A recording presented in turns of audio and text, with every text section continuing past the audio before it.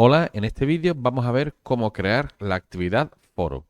Un foro es un espacio, aquí tenemos un par de foros, es un espacio donde profesores y alumnos pueden crear debates y participar en ellos a través de mensajes. Vamos a ver que los foros se pueden configurar de varias maneras, se pueden configurar para que el acceso sea libre, se puede configurar para que sean evaluados, se pueden configurar para que haya una suscripción. Una suscripción significa que si se está suscrito al foro, se va a recibir un correo electrónico cada vez que se genere un mensaje dentro del foro. Todo eso se va a definir en la creación de los foros o también se puede editar en cualquier momento, como ocurre con todos los recursos y actividades del campus virtual. Existe un caso particular que es el foro de avisos, que es un foro donde solo los profesores del curso pueden escribir y además es de suscripción forzosa, es decir, todos los usuarios del curso están suscritos a ese foro. Así que cada vez que un profesor escriba en el foro avisos, los alumnos y los profesores del curso van a recibir un correo electrónico con ese mensaje.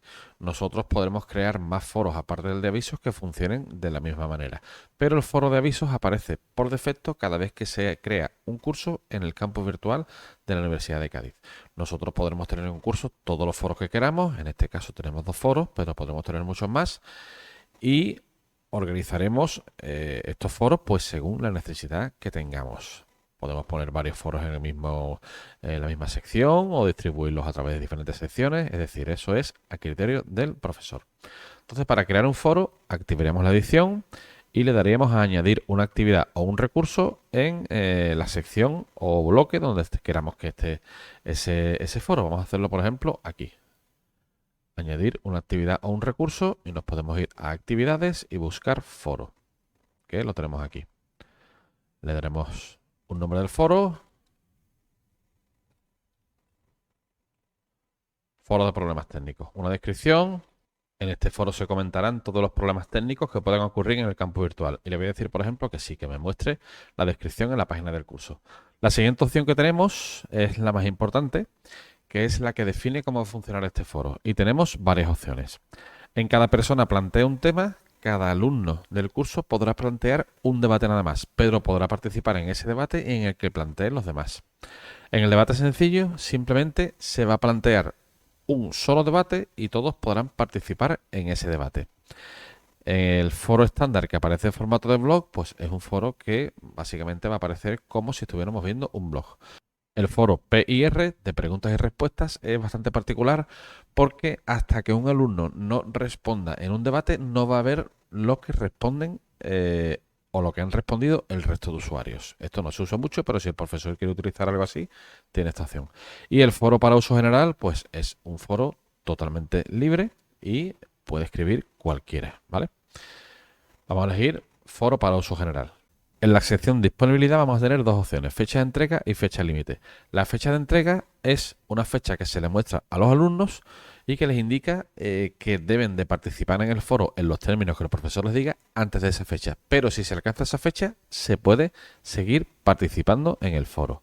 Yo puedo decir, por ejemplo, que la fecha límite, perdón, que la fecha de entrega es el 30 de noviembre y esto quiere decir que la gente tiene que participar en el foro en los términos que yo explique, que lo puedo explicar aquí, por ejemplo. Eh, eh, hasta esta fecha, ¿vale? Y si quiero que haya una fecha a partir de la cual realmente ya no se pueda escribir más, participar más en el foro, habilito la fecha límite, que la podré poner la misma que la fecha de entrega o posterior. No tiene sentido que lo ponga anterior, ¿vale? Entonces, ¿para qué sirve esto? Pues imaginaos que si el foro fuera evaluado, yo quiero forzar a los alumnos a que realicen una entrega en el foro, es decir, que participen en el foro antes de esta fecha. Pues sería una forma de utilizar estas opciones. En este caso, como no lo vamos a definir como foro evaluado, no vamos a poner ninguna opción de disponibilidad. En adjuntos y recuento de palabras, puedo definir cuál es el tamaño máximo de los archivos que los alumnos o los profesores pueden subir al foro. Cada vez que alguien pone un mensaje en el foro, puede adjuntar archivos. Y con esto defino el tamaño máximo de esos archivos. También puedo definir el tamaño máximo, perdón, el número máximo de archivos adjuntos. Me voy a decir que solo se puede subir un archivo adjunto por cada mensaje. Y también puedo definir que aparezca un contador de palabras. El contador de palabras tiene sentido por ejemplo, un caso en el que tenga sentido. Imaginaos que yo digo que este foro va a ser evaluable y que quiero evaluar que cada alumno participe en el foro en las condiciones que sean, pero eh, eh, introduciendo mensajes que tengan más de X palabras. Bueno, pues aquí les ayudo a los alumnos a que cuenten las palabras que están escribiendo, ¿vale? El siguiente grupo de opciones es suscripción y seguimiento. Ya hemos dicho que la suscripción significa que, o sea, es decir, si estamos suscritos a un foro, cada vez que se genere un mensaje en el foro, nosotros vamos a recibir un correo electrónico. Entonces nosotros como profesores, bueno, esto lo podemos definir nosotros como profesores a nivel de foro, pero después los alumnos también podrán seleccionar a nivel de foro y a nivel de debate si quieren estar suscritos o no. Si yo defino este foro siendo profesor como de suscripción obligatoria, los alumnos no van a poder seleccionar nada. Pero si lo defino como que este foro va a tener una suscripción opcional, los alumnos sí que podrán suscribirse o no suscribirse al foro, o suscribirse o no suscribirse a ciertos debates. Tiene sentido esta discriminación entre foro y debate porque a lo mejor hay un foro que tiene muchísimo contenido, pero a mí solamente me interesan pues 2 de los debates que hay en ese foro. Entonces, en vez de suscribirme a todo el foro, que va a hacer que tenga el correo lleno de mensajes, pues me suscribo solo a esos debates que me interesan, ¿no?